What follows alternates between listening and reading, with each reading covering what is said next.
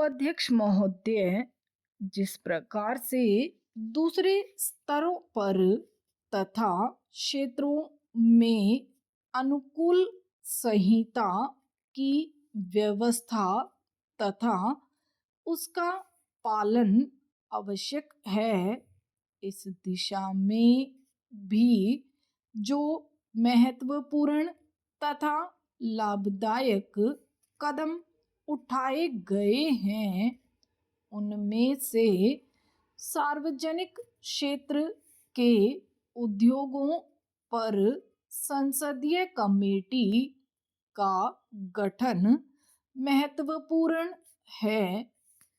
परंतु इस संबंध में यदि कार्य का स्वस्थ विकास करना चाहते हैं तो कमेटी के क्रियाकलापों पर संसद अनावश्यक हस्तक्षेप न करे।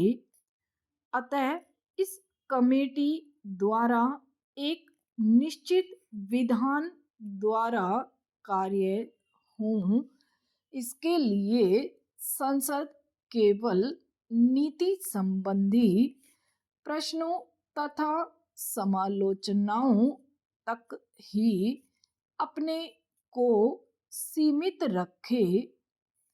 यही सब लोगों द्वारा भी अनुभव किया गया है।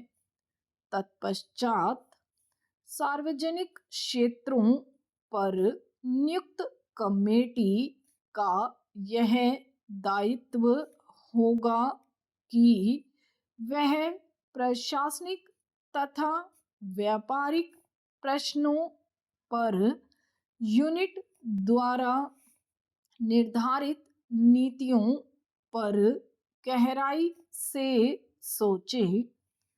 संसद के पास पहले ही इतने कार्य होते हैं कि वह यूनिटों के सब पहलुओं का परीक्षण नहीं कर सकती।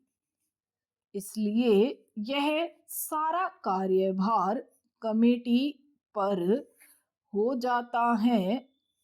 सीमित समय होने के बावजूद भी एक कमेटी ने प्रत्येक यूनिट के कार्यों का पूरी तरह से निरीक्षण करने का प्रयत्न किया है और इस संबंध में लाभदायक सुझाव दिए हैं।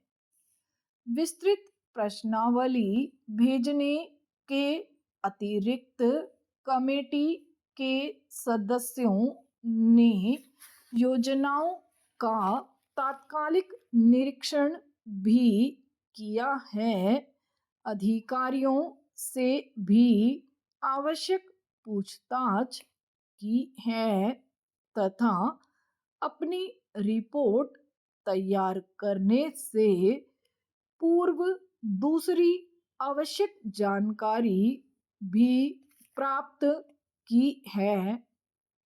इस प्रकार से यूनिटों में जहां कहीं सुधार की आवश्यकता रही है, कमेटी इस बारे में महत्वपूर्ण भूमिका अदा करती रही है।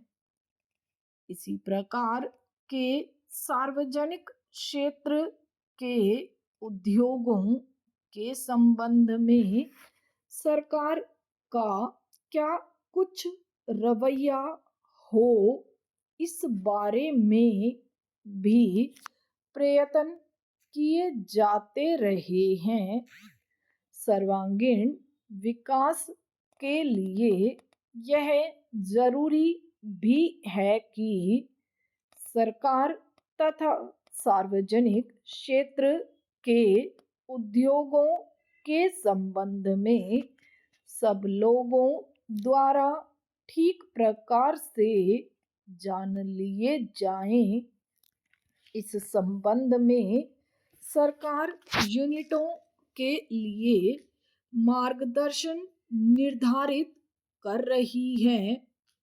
अतः मेरा सरकार से अनुरोध है कि इस बात का पूरी तरह से पालन हो जिससे कि लक्ष्य प्राप्ति हो सके।